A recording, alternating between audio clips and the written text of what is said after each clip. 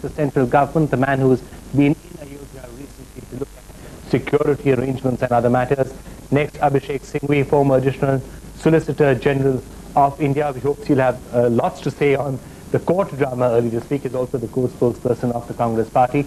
Vishnu Dalmia, the president of the Vishnu Hindu Parishad. The organization backed down today to some extent. Will it now demand a pound of flesh? And finally, Syed Shahabuddin, a man so closely associated with the battle for the Babri Masjid for a long time. Thank you all so much for joining us on this panel. Before we move to our first question, let's just quickly run through the sequence of events in case any of you have just switched on your TV sets for the first time.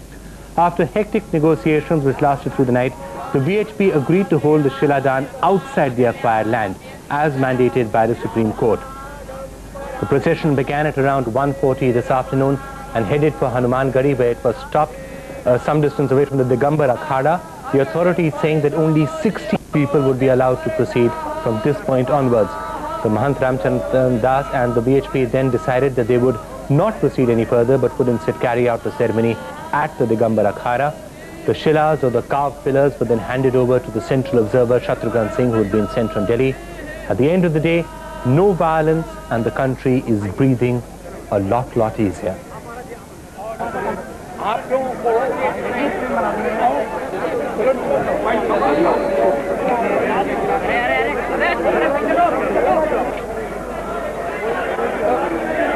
Right, so on that note, let's go straight to our first question. Mr. Neeraj Khurana is on the right-hand side in the center row. Yeah, today's please be sitting. Yes, okay, thank you. This Shiladan ceremony has went off very peacefully. Is it a real victory for the central government? A victory for the central government. Mr. Swami. In fact, we shouldn't look at these developments as a victory for anybody or climbing down of anybody. It is in fact the sign of the maturity of our democratic setup. It is the sign of the maturity of our plural society. In fact, the accommodating spirit of all has helped in this, and much more the VHP and the saints who have been accommodating earlier on. They changed their stance and accommodated, and the Prime Minister and the Home Minister and the RSS leadership has been intervening. Even Shankaracharya, the holiest man of the land, came down to intervene. Ultimately, we should only say that it is the victory. So you're being gracious on it. You're saying the government is not celebrating privately. No, government need not celebrate. Government's duty was there to ensure that the Supreme Court orders are observed. And we are happy, and we thought the intervention of the Prime Minister, the Home Minister and all these people, that Vishnu Hindu Parishad, being a peaceful social organization or religious organization, they say, they will also abide by the rule of law. Dr. Singhvi, at least in Parliament, the Congress wasn't quite that happy with the government. It wasn't completely willing to give them the credit. How does the Congress party think the government at the end of the day handled the situation?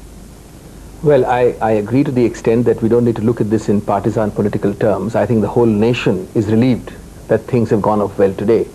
But if there is to be somebody described as a victor, it is really the rule of law and the Supreme Court enforcing that rule of law. If there is any victory ascribable to enemy, that's the case. But certainly, despite the fact that today all parties have obeyed the Supreme Court order in letter and spirit, one would have to regretfully add that things were brought to such a pitch before this and before the Supreme Court order that perhaps was unnecessary. Right, Mr. Vishnu Dalmia. Let's not look backward, let us look forward. I agree. Don't look backward, look forward. Let's not look backward. Right. Mr. Dalmia, there are some who will be saying that the Vishnu Hindu Parishad, in a sense, backed down from an extreme position. I guess others will argue that you took a pragmatic line at the end of the day. What really were the behind-the-scenes negotiations, the thinking within the VHP, before you decided to really obey the court, what the court had said? No, it is not the backing out.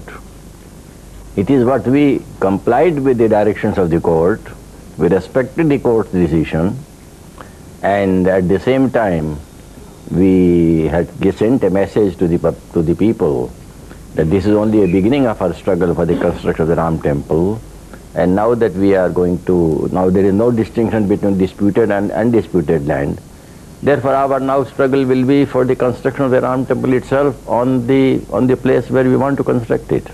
Would it be uncharitable to say that perhaps you were at some point looking for a face-saving way out of a corner in which you had found yourselves? No, we were previously thinking of starting the construction from the undisputed site, which we thought nobody can have any objection because there was no dispute at all. And by the time we finish that and there's a time to come to the disputed place, the court decision will be there. But now that's all over for the time being. Maybe the larger bench of the Supreme Court may reverse the decision. So our idea is now that there is no... All over for the time being. Does that mean that the VHP is going to maintain the present pitch which you've had for the last month? I'm saying because the Supreme Court order which we are talking today is only a temporary order. It is not a final order.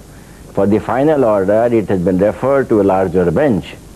Therefore, a larger bench is going to hear all the issues. Right. And then they will finally give a verdict as to what is to be done. Right. Therefore, I am saying this is only a temporary order. Mr. Shahabuddin, are you pleased that today went off peacefully, or are you worried about what the future might hold? We are all pleased. Every Indian is pleased. But I would only say that we look to the future and not to the past.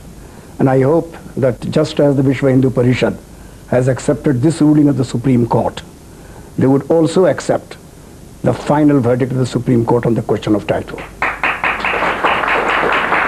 All right, Mr. Dalmia, let me ask you that before we go any further. He asked a direct question here. The audience seems to be applauding him. Are you going to be respecting the final order of the Supreme Court when it comes? We have already given in writing to the government that we will respect the court judgment, but the matter is not before the Supreme Court. The matter is before the Lucknow bench. The of court, the whatever the court say. I mean, let us clear this because everybody is talking of Supreme Court, Supreme Court. No matter is pending before the Supreme Court. Right. But there can always be a final judicial verdict by the Supreme Court. So if they have given in writing that they will abide by the court order, Allahabad bench, that is perfectly in writing. They have that stand. That is a very welcome stand. Well, but then there are some members of the VHP who don't often say that. When you, like for example, Mr. Ramchandra Paramhan, when people talk to him, he sometimes say, "We will take a decision after the court verdict comes." So is today a precedent that we should go by, that in general the VHP will respect what the courts of the land say? Or do you think there could be a question mark over We have given that in writing, and therefore where does the doubt arise? Dr. Singhvi, are you happy with that? Well, it's good to know that they have given this in writing, but there have been discordant voices, and one doesn't always know. For example, when a question was put as to what is the exact legal status of the VHP, one doesn't know that. Now, certainly one part of the VHP, or the VHP speaking through one part, has given in writing. But there are several elements in the VHP which may not agree with that writing. And certainly there have been, in the last 2 weeks, several voices which appear to suggest, in a flip-flop manner, some say that yes, some say that no, we will not be able to agree to Supreme Court verdict. Or to a court verdict. But the hardline voices, at least today, were kept in check. Do you think there's hope from what Mr. Dalmia said? There are several legal threats in the air, and they have to be sorted out. For example, even under the Act, whether the NIAS is competent and eligible for being given land for construction of the mandir. That is also a question. Okay. But that is within the discretion of the government. But I am asking the fundamental question. If the Vishwa Hindu Parishad is prepared to accept the final judicial verdict on the question of title, which would then enable the government to allocate land for masjid and mandir, according to the judgment of October 1994, I think we have crossed the Rubicon. Right, and that's what Mr. Dalmia, you're saying categorically that you are willing to respect. Sir, I am telling that the 94 judgment of the Supreme Court says that the land will revert back to the original owners. And the original owners were Ram Janmabhoomi Nyas. Therefore, all that land has to come back to them according to the Supreme Court order itself, and government has no choice to give it to somebody else. The Supreme Court says that only in relation to the land, right, which is superfluous, extra, not required for completing the object and purposes of the Act, which is mandir, masjid, library, museum, and all the other ancillaries. Well, all right, I'm going to interrupt this debate for a moment at this point and go back to the audience, where I see a number of hands which have been up. The gentleman there, third from the side. Mr. Swami just said that let us not look back. Then what else is VHP doing? The VHP wants the temple to be built there because on the plea that there existed a temple once before the mosque was built. So is it not looking back? No, we say that when we are talking of today's developments, let us not think of past, what was their attitude. Let us appreciate that it is the spirit of accommodation. Let us understand that the nation is appreciating this. Let us appreciate that those people who were having a different stance earlier have changed that stance and are abiding by the court order. Let us appreciate that the central government and the Prime Minister was committed that either the amicable settlement or the court order will decide this dispute. All right. In that context, I said. All right, the gentleman here on the very first row. So it is said that justice delayed is justice denied. Now you say the matter is pending before Lucknow bench of the Allahabad High Court. If the matter is not decided when our elders are alive and they are able to take a decision, what will happen to the whole matter altogether? Right. No, in fact, Dr. Singhvi, why don't I let you answer that first? I agree. Actually, I agree with this sentiment. While it is good to know that people are saying that they will accept the court verdict, and ultimately if a court verdict comes, it's very important to be able to say across the board that people will obey it. But I do have this misgiving that the judicial process may not in terms of time be able to decide this issue in approximate time period. Now the important thing is that either you have to create a mechanism of some kind of a special court with one final right of appeal to decide with the time-bound schedule. Otherwise, the fact that things have now cooled down relatively with the Supreme Court order, I think should be used, the next 6 months or a year should be used perhaps, for the communities to sit together, 5 major organizations on each side, and consider even a better, faster track solution by consensus, by deciding to build both mosque and masjid nearby. Why aren't more efforts being made for a consensus then? No, I must clarify with Mr. Singhvi. You know, Mr. Singhvi, that the union petitioned the special bench of the Allahabad High Court to have a day-to-day hearing. And it was accepted. And day-to-day hearings are going to start from the next week. And Mr. Singhal is on record having told the press that with day-to-day hearing, he expects, and I hope he's right, that the case will be decided within a year. But I have 2 points to make. Mr. Swami, did you share that view that the case will be decided within a year? Not only that, I am no advisor to the High Court or to the bench, learned bench, but I must say that lot number of names have been given for oral evidence. I think there can be a time or there can be a thinking in the bench itself, by the learned bench, that instead of going by oral evidence, let us have documentary evidence from both the parties and their written arguments, and the matter can be decided in 2 months' time. Right. Well, the gentleman would ask the question. Do you have a follow-up? Yes, people have said that we are all above 75 years old, and this is our last wish that we are able to do something. So all this mechanism that we are working out, special court, if it doesn't happen soon, it will be too late, sir. All right, fine. Let's go to some other members of the audience. The gentleman here, second row. We will pray for their longer life. Yes, so that their life is in the year 1989, there was some area demarcated for the mandir. What is the difficulty in making the mandir at that same place? Why the confusion is creating now? Well, of course, there's lots and lots of confusion as to where exactly the mandir should be, what is required, what is not. No land was demarcated for the mandir in 1989. You, sir, the blue shirt. My question is the political melodrama over after this Shilanyas for the BJP and the VHP for appeasing the Hindus and the opposition for appeasing the Muslims? Is the melodrama over?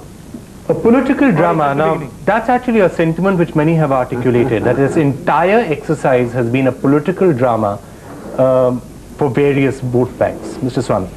No, I think we should not look at things in this manner. After all, there are sentiments of both the communities. So far as Muslim community is concerned, Hindu community is concerned, and the dispute is before the courts for the last more than 50 years. Let us not take it that it is a drama being played, but a real dispute which was in hanging fire, how we can sort it out. That is the main subject. And that we say that by day-to-day proceedings of the bench, A, by documentary evidence, B, the matter can be decided very soon. Of course, as far as court proceedings are concerned, if they do actually happen, nothing like it. But I would still like to say that 2 things are forgotten. One is that the court proceedings, despite a day-to-day hearing, are likely to be very long, because the list of witnesses is very long, the documentation is huge, and therefore even a day-to-day hearing will not solve this very soon. What is more important is, even when a judgment of the primary level comes, it will be followed by appellate recourse, not once but twice. In between, on each application being decided, there will be appeals. So it is not as if it's going to be a very quick process. Secondly, and more importantly, a court judgment necessarily has a win-lose outcome. It's a binary outcome, win-lose. It's not only a win-win. A consensus solution can be a win-win. Now therefore, I think the two are really not mutually exclusive. While the court proceedings are dragging on, they will take some time, howsoever fast they are. There is no harm in the communities being made to sit somehow by some kind of persuasion together to construct it into the whole. There's a sensible suggestion, but I think what the question was also asking is whether the raising of the pitch, as we've seen right now, is a political drama. Well, I think it would be hypocritical to say that there is no politics involved in this. But I think the politics comes in it because there is a, if I may say so, a lunatic fringe on all sides. When a reasonable suggestion is made and if it is followed by a lunatic fringe extreme suggestion, then there is an extreme reaction again. So I think we need to conclude, we need to Mr. Dalmia was looking quite aghast when you were saying all of that. We need to control, I said we need to control lunatic fringes on all sides. I'm not saying any one particular side. Mr. He recruits us for the sake of balance. Mr. Dalmia? We have never objected to a negotiated settlement. We have never objected that we will not sit and talk. As a matter of fact, at the time of Mr. Chanda when he was Prime Minister, he arranged a dialogue between the two communities. And the dialogue was left in between by the other side, not by us. Well, that is a matter of record. I don't know how far you are correct. But there are just 2 points of clarification. You see, it is not quite right to say that the case has been going on for 50 years. You see, the case was finally consolidated only in 1988. And the proceedings began only in 89.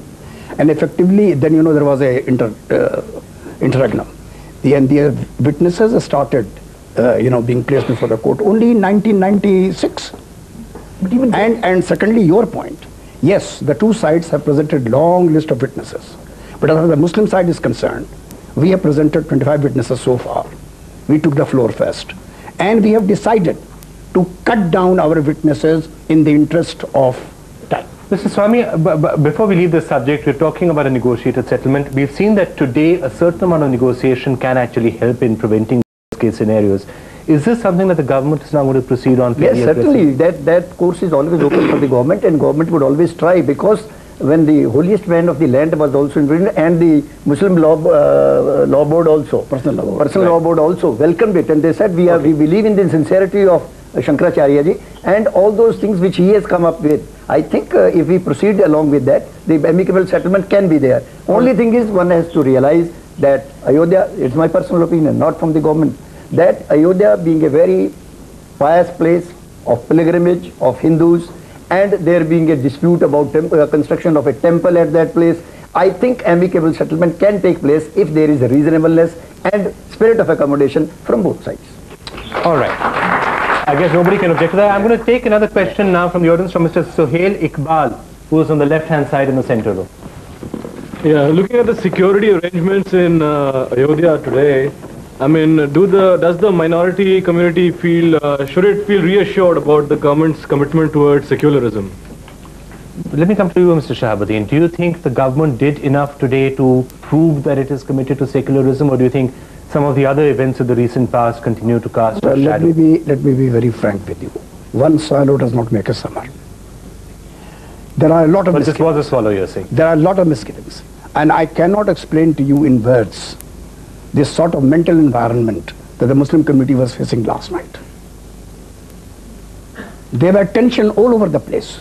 There were migrations all over the place. Not only in Ayodhya and Faizabad, even in Delhi and in other towns. Therefore, this will take some time. Right. I don't think there is any, I think the larger issue of secularism, I don't think there is any proof of secularism as one would like to understand it. Certainly, there is proof that the government has put its best foot forward so far as compliance with the Supreme Court order of 13th is concerned.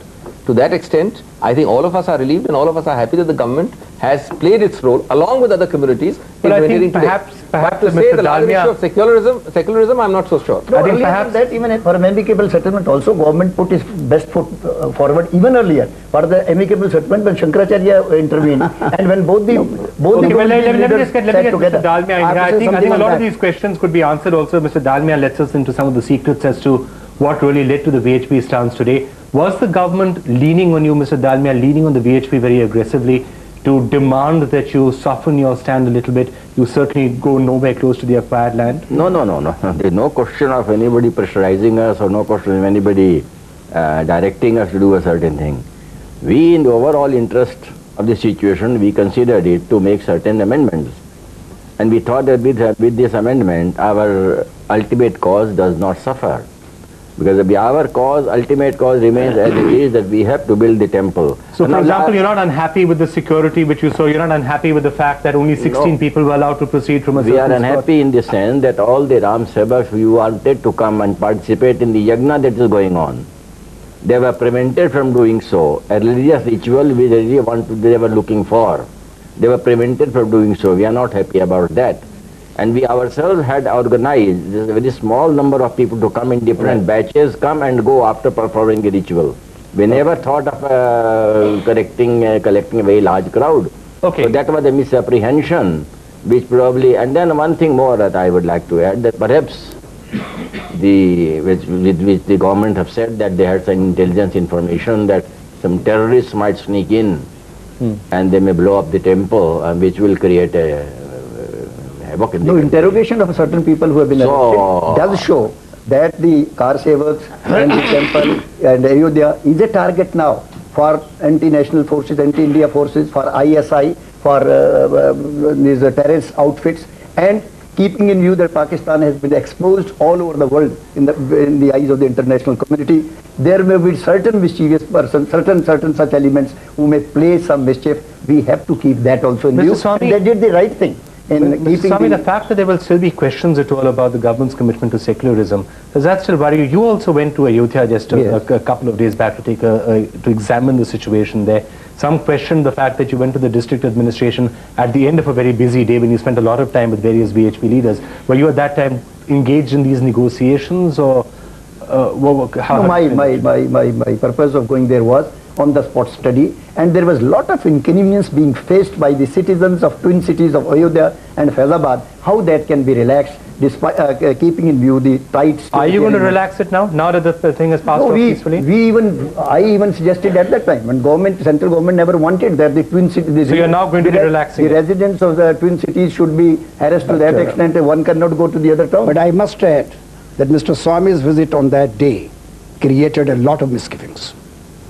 In the general public, because he gave certain instructions. And of course, I'm happy that the administration took the view that unless it comes to us in writing, we shall not. No, this is also misgiving, because I said, yes, after having 2.5 hours discussion with the district administration, district officers, I did say that we have advised them, and they agreed. What was the advice? They were stopping the gas cylinders. They were stopping everything. We said, at least for the convenience of the people living there, you must relax all these things. Public. Yes, and your public declarations were prior to that. Your public declarations created a lot of negative effect. No. Even on the course of negotiations, let me tell you this. Mr. Swami, your ball is in your court. I'm watching this. That is what I said. That no, you shouldn't have spoken. You should have surveyed the scene, given your quiet instructions to the administration. You gave public statements which supported lifting of all restrictions. And that created misgivings, and that had an impact, let me tell you, sir, on the course of negotiations that were going on. That is wrong. That I declared publicly. I was a party to the I declared publicly to lift the restrictions. At this point now step in? Yes, locally restrictions should be relaxed. That I said. You should have gone there, you should have kept quiet. That must be told. At this point, let me step in and declare it. I had also, just 1 second, I had gone there to satisfy the inconvenient people who were feeling of the two cities. Okay. Let me just ask Dr. Singhvi now, do you think at this stage now, there is a case for lifting the restrictions that have been in place in Ayodhya for a while? I think we have to hasten slowly. Yes. We certainly have to make public conveniences, civic amenities, the average citizen's point of view clear. But we have to hasten slowly. We have to keep a very watchful eye, because it is not as if a declared date of 15th is the be-all and end-all of everything. We need to ensure that there is no law and order problem in the foreseeable future. And whatever the administration does for that is good. So Dalmia, is that a demand that you're going to be making now, that having been accommodating today, you would now expect, the RSS has already said that. The RSS has declared that the restrictions must now be lifted soon. Is the Vishnu Hindu Parishad going to We expect that the restriction will be lifted, so that the Ram Sevaks who still want to go there to participate in the religious ceremony that is going on are allowed to go there. Okay. You see, because it is very necessary, because those people, some people are on the way, some people are waiting. So there is no reason why they should be prohibited in participating in a religious ceremony. All right. Now let me break away from the panel for a minute to get some opinions from the audience. I'll start from the front row, the gentleman here in the white shirt. I want an honest answer from all of these people who are sitting there on the panel. How many more mandirs and masjids do we need to build before we can provide the basics of food, shelter and education to this country? We have missed on the basic issues for the last 50 years. And we want an honest answer from all of these people who are sitting there who propose to lead us into the next millennium. Okay, the lady in the black next to you, she was clapping vigorously when you were saying that. Do you have an opinion? Being a Hindu, I feel very sad and ashamed on what has happened with the Babri Masjid, because whatever Baba did, we did the same. So there is no difference between him and us. I feel eye for an eye will make the whole world blind. So better stop this. And there's so much unemployment in our world that we should concentrate on that, or build a school or a hospital there, or build both masjid and temple there. Please solve this out and let us live in peace. I respect every religion. Being a Hindu, I go to Dargah, I go to church, I go to Gurdwara and temple too. All right. Let me break away from the audience, because I think we've had two people saying roughly the same thing, that these are not the important issues for the majority of people, perhaps. And are we all back? I would like to explain this. Mr. Dalmia. I would like to explain this position that where there is a belief of billions of Hindus and religious leaders, that is the spot where Lord Ram, the God Almighty, appeared in human form. Now, to a temple at that particular place and a temple at any other place are not the same thing. That temple has a particular significance for the Hindus at that particular place, and therefore it becomes much more important for the Hindus to have a temple at that place. And I tell you one thing more, that Ayodhya, because of this reason, is very much sacred to the Hindus. As far as Muslims are concerned, it has no sacred entity under their religion. It is just like any other mosque. But this is the difference. This is the difference between the Hindus' claim and the claim of the Muslims for building a mosque and temple there. All right, I'm going to go back to the gentleman who asked the question first. Are you satisfied with what was just said? I'd like to respond to his... Sir, I think it's economic sense to actually ask somebody on an empty stomach whether he can still practice his religion and preach it. We are talking about basic issues. If you don't have food, what are we going to preach? What are we going to go to a temple? I mean, they are basic issues. I am not saying that at the cost of basic issues, a temple should be built. The temple and basic issues, the temple and basic issues of necessity are not correlated at all. They are independent matter, this is independent matter. It is for the government of the day to see that the basic amenities are provided to every citizen. It is now more than 50 years when India became independent, and it's a matter of shame that even today everybody doesn't get food, clothing and shelter. I guess, Mr. Dalmia, what the questioners are wanting to ask is that doesn't all of this over issues like temples and masjids divert attention from the very real necessities of economic livelihood? Mr. Shahbazi, let me get you in on this point. Which side do you agree with what the questioners were asking, or do you agree with what Mr. Dalmia said? I fully endorse the stand taken by my friend. If you do, then why aren't you willing to compromise? Because the answer is very simple. You can't get away by demolishing a masjid. That is the point. They are after demolishing 3,000 masjids. If you do that, this country will go to ruins. So I say stop it. Are you still wanting to demolish 3,000 masjids, or are you... Please let me complete. I say this project of trying to right the wrongs of history takes us backward. Let us accept ourselves as it is. Our history is part of us. We have grown with it. Let us look at the future. Let us try to do something for our people. Right. Do not create more Babri masjids. Mr. Dalmia? It is absolutely wrong to say that Vishnu Parishad is after destroying 3,000 mosques. You started off with that claim. No, of course not. Of course not. This is a false propaganda which is being done to the Muslim masses. We have from the very beginning said that although nearly 30,000 mosques, 30,000 temples have been destroyed during the Mughal period, 30 have been destroyed, but in order to compromise the matter, we are asking only for 3 shrines which are most important to us, and we'll forget the rest. So now just think, 3 out of 30,000. We have not so said, generous indeed. We have not. We have not said that we will destroy any other. We will claim any other shrine. Okay, let me go back now to the audience. The gentleman here. I'm just staying with the front row for a minute. I'm going to come to the rest of the audience shortly. You, sir. Myself? Yes. We all are the Indians.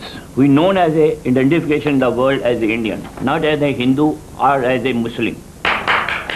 So my suggestion, all the religions are going to worship a priest by the water. The disputed place, that should be built about 11 kilometer by 11 kilometer Bharat Mata Sarovar, not other mandir. All the bank of the Sarovar, the one side is the Ram Ghat, this way, and the other side is the Akbar Ghat, and other side is the... so that nothing should be. This is a 50 years things are going on, and we are spending so much, lot of money on this security paper. We've just got one possible solution to the Ayodhya issue there. Some more, I'm going to get some more quick opinions. The gentleman there on the side there. Yeah, my question is, why blaming ISI for each and everything? Obviously, ISI is happening because we are so weak. Why can't we unite and just minimize the effect of ISI? All right. It has been a recent tendency of the government to blaming ISI for each and everything. All right, fine. The lady there on the side, you had a question? Yes, you. No, I was just, you just said about 3 mandirs which you want, 3 shrines that you want. Then somebody just spoke about Hazrat Bal suddenly. Why?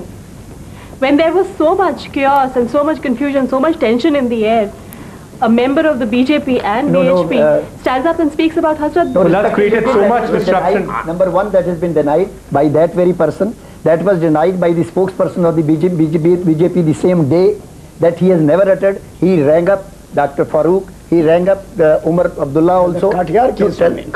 That was Mr. Katiyar. He Mr. Katiyar himself hasn't appeared and said that I never said this. No, you've seen the chaos that's creating now. He has given in writing. He has contended in writing to Asia, which published this news. And he has also told the BJP and BJP spokesperson on mic, on camera, denied it and condemned it, that it is not at all. One thing more. Right. One quick word to Mr. Dalmia. We will not tolerate any such thing. Let me explain one thing more. That Ayodhya is as sacred for Hindus as Makkah and Medina is for the Muslims. We are not asking for building a temple in Mecca. We are asking to build a temple. I know we couldn't. I know we couldn't. I know we couldn't. Therefore, I know. Therefore, if it is as sacred as Makkah is for them, for Hindus, then Hindus have a better claim on the place. Well, clearly the audience has reacted very strongly to that remark. We'll try and come back to some members of the audience to see what they feel about that. I mean, in a couple of minutes, we have to take a very quick break at this point.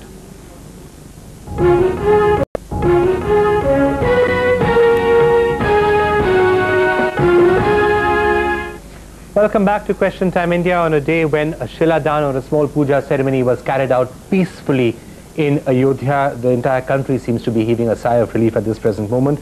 And let's now go across to our next question to Mr. Najam Naqvi, who's a travel agent who's on the left-hand side top row.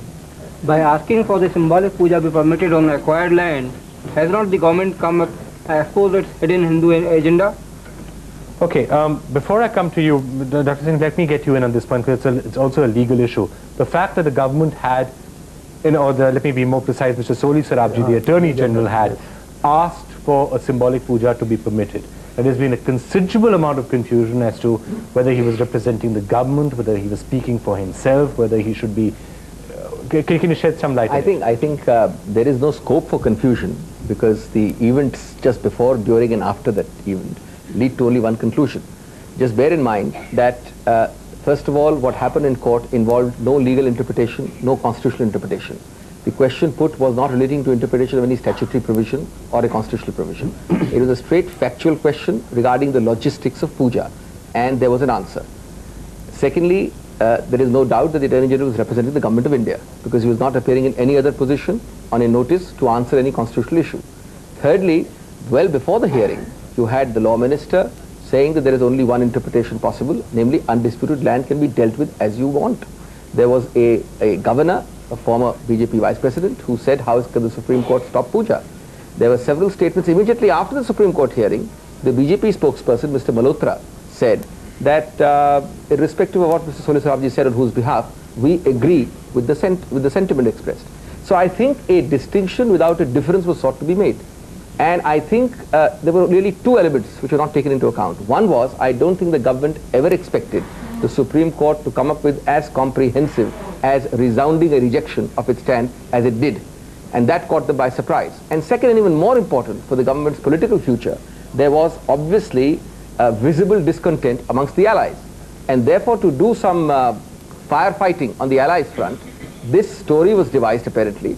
And I don't think anybody needs to have lent himself to give credence to that story, because what happened in court happens every day. A counsel answers, and whatever the counsel answers is deemed to bind his client. I'd like to end by saying that I didn't mind so much what happened. What I really minded was that the government and the BJP should have had the courage of its convictions to stand by what it meant, and rather to say that we never meant so, we never said so.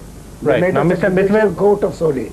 All right. Mr. Swami, first of all, if the government by and large agreed with what Mr. Soli Sarabji said, and that's what subsequently has emerged from various members of the government, that we think this might be the correct interpretation, why is the government trying to distance itself so fast from what was said by Mr. Soli Sarabji in court? No, we are not distancing. What the government is saying is that it was not our plea. We didn't file any written statement. We didn't give him any brief. And Soli Sarabji himself says that it was his moral duty, it was his legal duty to clear certain things. If anybody wants to clear anything, and that also Attorney General, well, nobody can stop him. Why did he go there only with a watching brief? No, he watching brief and even brief with the from the government, but there was no brief with him to stand on to go by this line. Not at all. Government of India never gave him brief. Sir, the brief can be oral. No, he accepts it. He himself accepts it. I don't think there is any doubt. He has not kept anybody in doubt. I don't agree with that. Do you think what was said in court pretty much backs what the government wanted to do, and all of this is really duplicate the Exactly, but that's very clear, because the very next just 1 minute, has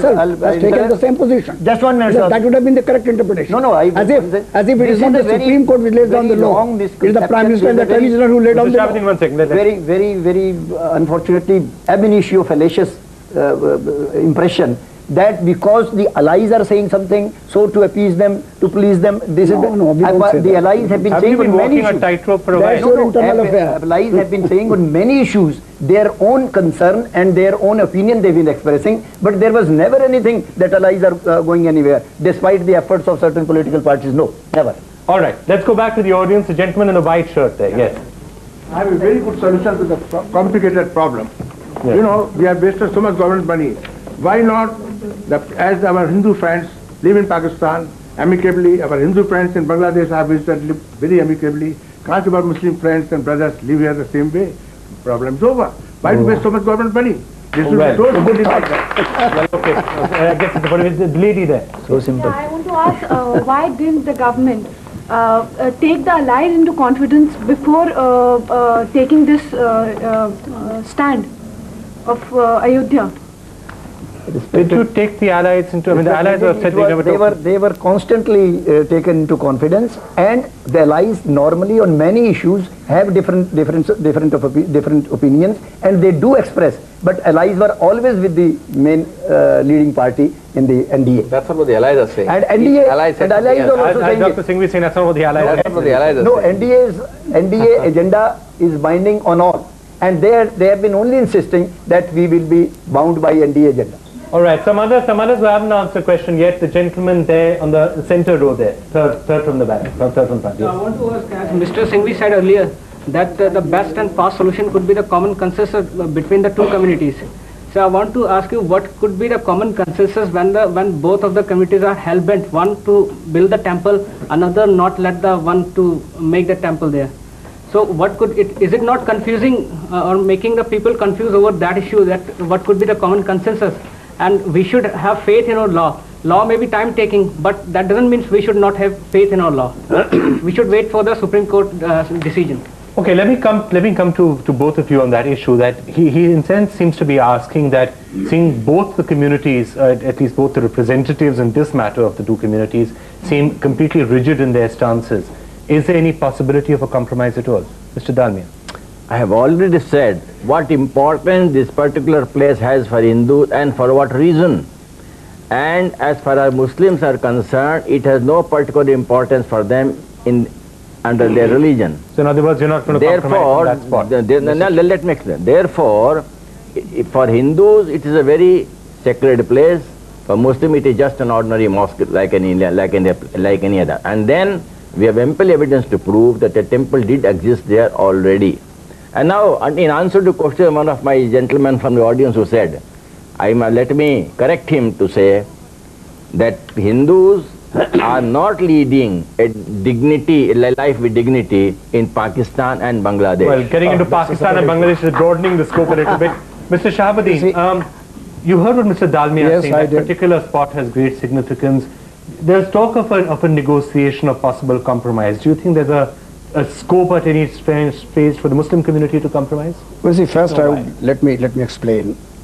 The Muslim community has taken only one stand, that our masjid was demolished. Law and justice demand that it should be rebuilt. It was even announced by the Prime Minister then that it shall be rebuilt. And the promise was not fulfilled. Now what are we saying? We had in dispute 6 to 7 acres of land, 23 waqf plots, including the plot on which the Babri Masjid stands. We said to us what is sacrosanct is just the 3,000 square feet on which the Babri Masjid stood. All the other land, if necessary, we can give for the construction of the temple adjacent next to the Babri Masjid. Babri Masjid looked like a toy in front of it. But how can you destroy one place of worship to build another place of worship on its side? And secondly, let me complete. It is not possible to pinpoint the birth site of Lord Rama. Nobody is against the construction of a temple in Ajodhya. There is a Ram Janamasthan Mandir next door to Babri Masjid. There was the Ram Chabutra for... Okay, can I just question asked by the audience at some point earlier. We've had some very interesting... If I could just interrupt you, we've had these interesting diagrams given to us earlier. Neither a mosque nor a temple at that spot. Let me make a correction. I have not completed. Let me make a correction. They very conveniently forget that they themselves had destroyed a temple. So when this mosque was destroyed... But that is your conjecture. That's a myth. We have got complete evidence to prove this point. We have complete evidence to prove the point. You should come before the court and prove it. We are going to do that. And yet there is no law in this country. The point is this. I think all of this answers the question why you can't have a simple negotiated settlement. The lady in the blue, I know, has been wanting to ask a question. I'm very impressed by all of you panelists expecting a decision in a year or 2 months, or as you were saying, you expect it soon. But anybody who knows the law knows that any decision that the court takes today, it will be used as an example for the next 200, 300 years. So do you think the Supreme Court will say, okay, it's okay to build a temple here and you can break down the mosque. Tomorrow they'll break down another mosque. And do you think they'll allow the mosques to be reconstructed because there'll be so much chaos in the country? Right. There'll be so much... That is why we have said that if the order goes against us, we shall accept it. And Mr. Dalmia earlier in this program has made it completely clear that he is going to accept it. Are you confident, Dr. Singhvi, then that if a negotiated settlement, as we are seeing, is looking difficult, that's why we come back to the courts? That's why I said that the court process, it's ideal if both accept it, but it is a very long process. And not only will the process take long, we are forgetting that there are always interlocutory appeals. At each stage of the primary process, there are appeals taken against each decision. And therefore, it could go on for very, very long.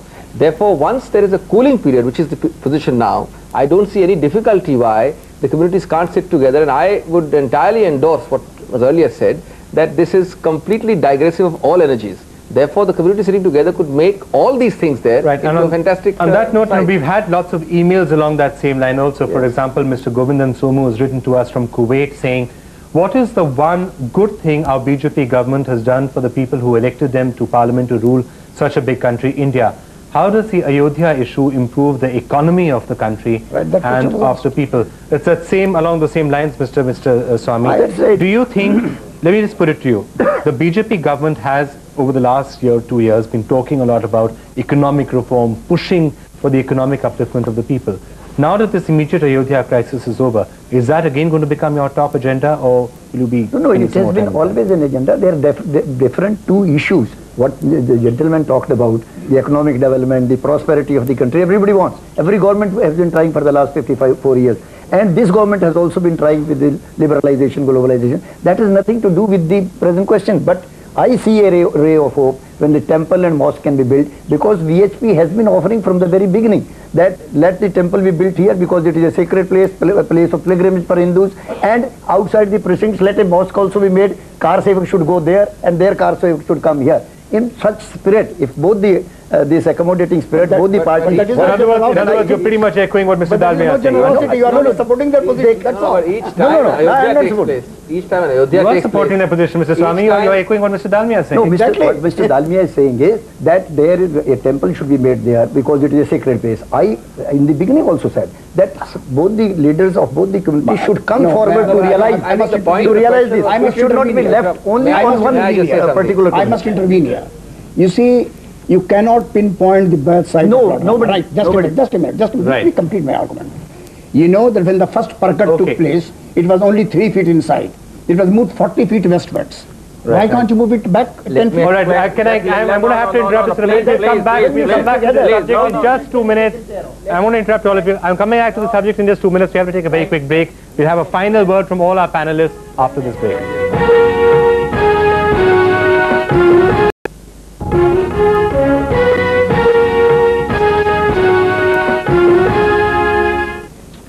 Welcome back to Question Time India. Well, by and large, we have to say that it has been a peaceful day. A puja performed peacefully in Ayodhya. A spirit of settlement, I guess, of accommodation on most sides, perhaps even a win-win situation for everybody. So I think we just have enough time to go to each one of our panelists to say, looking at the positives of what finally did happen today, the rule of the court, the rule of law was eventually upheld. Mr. Swami, how do you see this playing out in the days, the weeks, the months ahead? So I think this dispute would be resolved amicably either, or otherwise negotiations or negotiations would be certainly tried. The dialogue is continuing. Dialogue will continue, and we hope that by amicable settlement this dispute can be decided, resolved earlier than what the court would take. We've already seen some of the possible bottlenecks in any negotiations. When they sit together, and when the Shankaracharya ji came, some of the Muslim leaders also appreciated his move. I think when they sit together, these small nitty-gritties can be resolved. There is no difficulty about it. Singhvi, was today just a small little hurdle which we've crossed? Is the Ayodhya issue itself still around to haunt us for quite some time? Well, I don't think there are any very quick solutions, but I have 3 very quick points to make. I would set greater store by a negotiated consensual settlement than by a court decision. Number 2, I think we have to remember always that countries like China have 100 times more FDI, foreign investment, than us. Every time Gujarat happens, Godhra happens, Ayodhya happens, we are set back 5 years in the eyes of every investor in the world. And number 3, I think that we must remember, I would strongly want to make the point that I don't think that we should assume that bodies like the VHP represent the Hindus, all Hindus, just like these bodies represent all the Muslims. Left to themselves, the average Hindu and the average Muslim would be happy to have a reasonable, simple, consensual solution within a reasonable time. And I don't think he speaks for all the Hindus, nor does he speak for all the Muslims. Well, going by the reaction we are getting from the audience, I think, Mr. Dalmia, most people seem to be echoing what Dr. Singhvi is saying. That there's a spirit of, that people would like a spirit of some more consensus, slightly more consensual. As far as amicable settlement by negotiation are concerned, I agree that this is always the best solution. But you can't have a negotiation if you say accept my solution, otherwise there's no negotiation. That's not the point. That's not the point. The point is in whose balance of convenience, that's also I think a legal word which is used by the court, in whose favor the balance of convenience lies. Balance of Shakti. Balance of convenience lies. The matter of Shakti is more with them, because not only they, all the politicians are siding with them. So matter of Shakti is more with them. Mr. Shahabuddin, one last word from you. We have about 15 seconds. No, we are for expediting the judicial process as fast as we can. I'm sure you are with us. We hope for the restoration of the rule of law in this process, number 1. We are not against negotiations, but you're not willing to compromise with a difference. The government knows the basic crux of the problem. You have to have a suggestion after consulting all the political parties, come up, then negotiate with us, negotiate with them, refine your proposal. A time will come when the 3 of us can sit together and resolve it. But I think we all certainly hope that that day will come fairly soon. I think that's pretty much what this audience also wants. That's all we have time for on this particular program. Do remember, if you have any questions, to send us an email. You can do that at qti@bbc.co.uk. Join us again next week, same time, same place, for another edition of Question Time India. Thank you for being with us, and goodbye.